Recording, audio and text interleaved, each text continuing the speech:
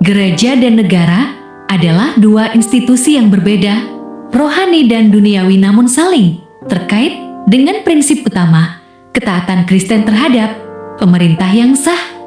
Roma 13 ayat 1-7. Gereja mendukung negara dalam menjaga ketertiban umum dan kesejahteraan, sementara negara melindungi kebebasan beragama, di mana hubungan ini didasarkan pada partisipasi aktif, moralitas, dan suara kenabian.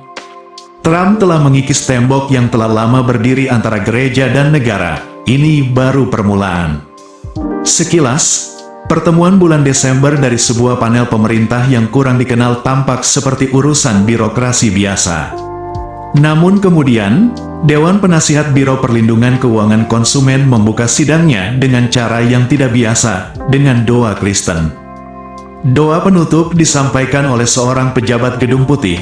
"Terima kasih atas putramu, Yesus, yang mati untuk dosa-dosa kita," kata pejabat itu pada suatu saat, menurut dua sumber yang menghadiri pertemuan tersebut.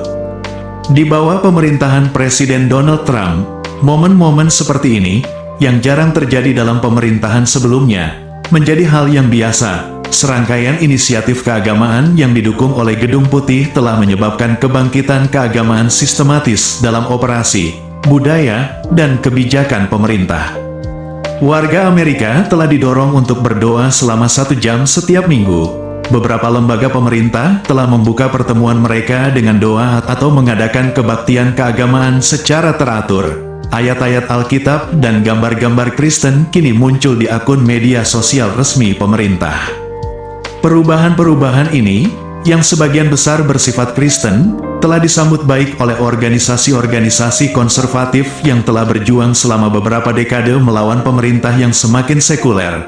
Sementara hal ini mengkhawatirkan para pembela lama pemisahan antara gereja dan negara. Baik pendukung maupun kritikus sama-sama mengatakan bahwa perubahan haluan keagamaan ini memiliki sedikit preseden modern, dan mungkin ini baru permulaan. Sejak tahun lalu, para pemimpin antaragama, aktivis hukum keagamaan, dan sekutu politik dekat presiden telah meletakkan dasar untuk perluasan peran agama yang lebih luas dalam kehidupan publik. Pada musim panas ini, kelompok tersebut, Komisi Kebebasan Beragama Trump, diharapkan menghasilkan cetak biru untuk perubahan kebijakan yang dapat mendefinisikan kembali batasan antara pemerintah dan agama dalam kehidupan Amerika. "Kita harus mengembalikan agama di Amerika," kata Trump kepada komisi tahun lalu. "Kembalikan agama dengan lebih kuat dari sebelumnya." Diskusi oleh komisi tentang bagaimana memenuhi mandat Trump termasuk secara agresif mengejar tindakan hukum terhadap pemerintah negara bagian dan lokal yang dituduh menghalangi ekspresi keagamaan dan menahan pendanaan federal untuk sekolah K-12 yang dianggap memusuhi keyakinan. Yang terakhir mencerminkan tekanan yang telah diterapkan Trump kepada perguruan tinggi yang dituduh gagal melindungi siswa Yahudi dari diskriminasi. Presiden Donald Trump menundukkan kepalanya dalam doa selama sarapan doa nasional di Washington, D.C., pada tanggal 5 Februari. Saul Loeb, AFP, Getty Images. Mereka juga telah mempertimbangkan cara untuk mendorong Mahkamah Agung untuk meninjau kembali preseden yang telah berusia puluhan tahun yang mengatur klausul pendirian amandemen pertama, yang melarang pemerintah AS untuk menetapkan agama negara atau memihak satu agama di atas agama lain. Meskipun komisi tersebut memiliki perwakilan dari berbagai agama, dan komunitas Yahudi dan Muslim terlibat, benang merah terkuatnya condong ke pandangan konservatif dalam kekristenan. Beberapa peserta, termasuk Trump, telah menyesalkan berkurangnya kehadiran Alkitab di sekolah-sekolah. Salah satu anggota, psikolog televisi Phil McGraw, yang dikenal sebagai Dr. Phil, telah menggambarkan pekerjaan komisi tersebut dengan lebih gamblang. "Kita sedang berada dalam perang agama dan budaya saat ini, dan setiap dari kita adalah pejuang," kata McGraw, teman dekat Trump, selama pertemuan September. Tidak seorang pun mampu untuk hanya duduk di pinggir lapangan. Lingkungan baru para presiden sebelumnya telah mengawasi periode kebangkitan agama dalam pemerintahan, seperti ketika Dwight Eisenhower menandatangani ketentuan yang menambahkan "Under God" pada ikrar kesetiaan dan "In God We Trust" pada mata uang kertas. Namun Randall Balmer, seorang profesor sejarah agama Amerika di Dartmouth College, mengatakan bahwa ia tidak ingat pemerintahan manapun yang telah melakukan upaya yang begitu luas dan disengaja untuk memasukkan agama ke dalam pemerintahan dan kehidupan sehari-hari. Balmer mengatakan ia merasa khawatir jika mayoritas politik mendikte semua orang bagaimana mereka berperilaku dan bahkan bagaimana mereka percaya. Dalam sebuah pernyataan kepada CNN, juru bicara Gedung Putih Taylor Rogers menyatakan bahwa mantan Presiden Joe Biden mempersenjatai seluruh kekuatan pemerintah federal terhadap orang-orang beriman. Ia mengatakan upaya Trump akan melindungi kebebasan beragama dan menghilangkan bias anti-agama yang tertanam dalam pemerintah federal. Komisi Kebebasan Beragama adalah langkah signifikan dalam upaya tersebut. Trump membentuk panel tersebut tahun lalu untuk mengidentifikasi ancaman terhadap kebebasan beragama di berbagai kepercayaan. Kelompok ini dipimpin oleh Wakil Gubernur Texas Dan Patrick dan termasuk mantan Menteri Perumahan dan Pembangunan Perkotaan Ben Carson, penasihat keagamaan Trump sejak lama Paula White, dan Rabi Ortodoks sekaligus penulis Meir Soloveichik, di antara yang lainnya. Pertemuan komisi tersebut menghadirkan warga Amerika dari berbagai kepercayaan yang bersaksi bahwa lembaga pemerintah melanggar praktik keagamaan mereka, termasuk tantangan yang dihadapi oleh umat Muslim, Yahudi, Sikh, dan Hindu. Para pendukung berharap perubahan yang dilakukan komisi ini akan menghasilkan dampak jangka panjang yang tidak mudah dibatalkan oleh pemerintahan di masa mendatang. Kita telah terbiasa menggunakan amandemen pertama untuk menyingkirkan semua ekspresi keagamaan di ruang publik, kata Mark Rienzi, Presiden Beckett Fund for Religious Liberty, sebuah firma hukum yang mengkhususkan diri dalam litigasi perkara keagamaan. Para kritikus membantah bahwa tindakan pemerintah melampaui perlindungan kebebasan berbicara yang dilindungi secara konstitusional dan berisiko mendukung agama. Brian Keiler, seorang pendeta baptis dan penulis buku tentang komunikasi keagamaan, mengatakan bahwa pemerintah tampaknya menekankan kekristenan di atas semua agama lain. Ia mencatat bahwa dua layanan antaragama Departemen Tenaga Kerja yang berlangsung tahun lalu mencakup pembacaan dan nyanyian Alkitab, tetapi bukan dari agama lain. Misalnya, saya sangat prihatin tentang penyatuan gereja dan negara karena hal itu tidak pernah berjalan baik bagi gereja, katanya. Hal itu mengubah iman menjadi sekadar alat politik dan pada akhirnya menjauhkan orang-orang. Para anggota komisi secara rutin menggambarkan AS sebagai negara Kristen. Dalam pertemuan pertamanya, Patrick, ketua komisi, menegaskan bahwa para pendiri negara mendasarkan pemerintahan pada Alkitab. Beberapa orang telah berbicara lebih eksplisit tentang peran yang mereka yakini harus dimainkan oleh kekristenan dalam kehidupan sipil Amerika. Anda tidak dapat memiliki Amerika, Anda tidak dapat memiliki negara yang mengatur dirinya sendiri, tanpa ekspresi iman Kristen yang kuat di antara warganya, kata anggota komisi Eric Metaxas, seorang penulis dan podcaster konservatif. Itu tidak mungkin. Keretakan muncul hingga minggu lalu, pertemuan komisi hanya menarik sedikit perhatian publik. Tetapi pada hari Senin, sidang tentang antisemitisme memanas setelah seorang anggota komisi, mantan kontestan kontes kecantikan Carrie Prejean Bowler, menantang para pembicara Yahudi tentang kepercayaan mereka dan perang Israel melawan Hamas. Pernyataan Bowler dengan cepat menuai kecaman daring, dan Patrick mengumumkan pemecatannya pada hari Rabu. Tidak ada anggota komisi yang berhak membajak sidang untuk agenda pribadi dan politik mereka dalam masalah apapun, tulis Patrick di X.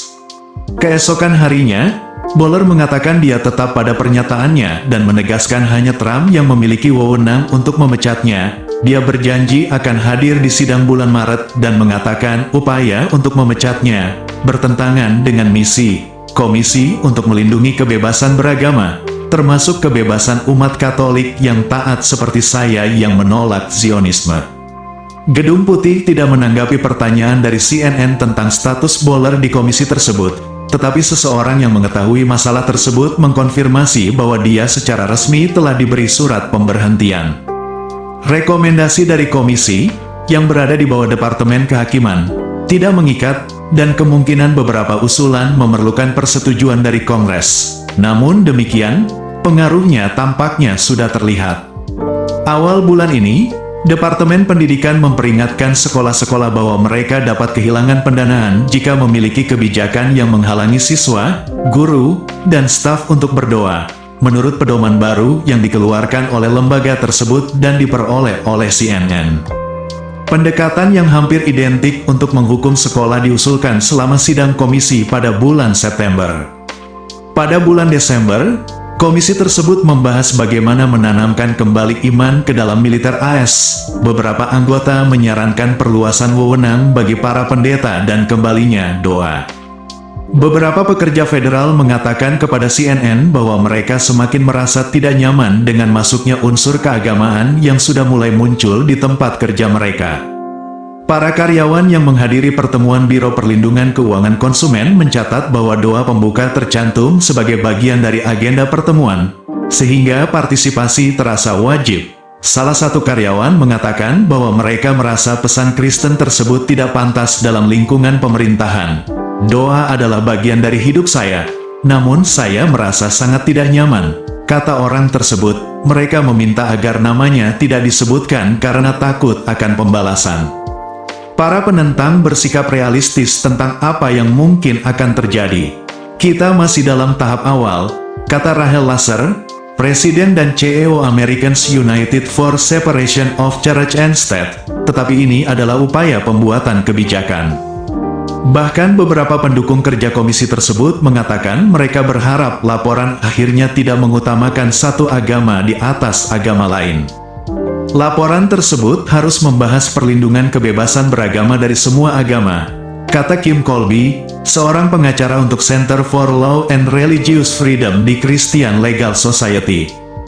Bahkan sebagian besar umat Kristen konservatif menyadari bahwa jika ada satu agama yang tidak memiliki perlindungan, maka pada kenyataannya tidak ada agama yang memiliki perlindungan.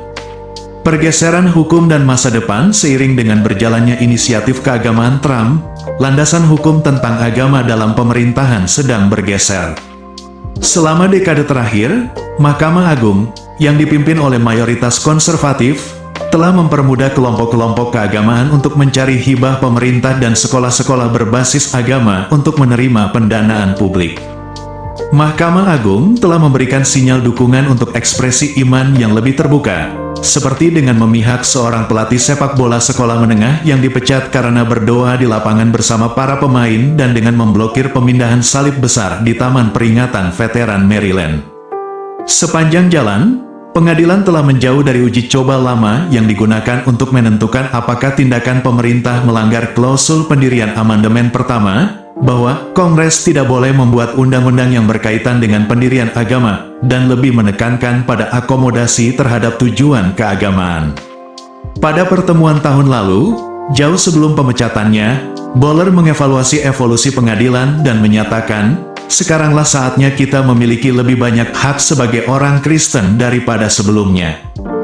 Dengan latar belakang ini, pertemuan komisi secara teratur membahas bagaimana pemerintahan Trump harus memanfaatkan lanskap baru ini.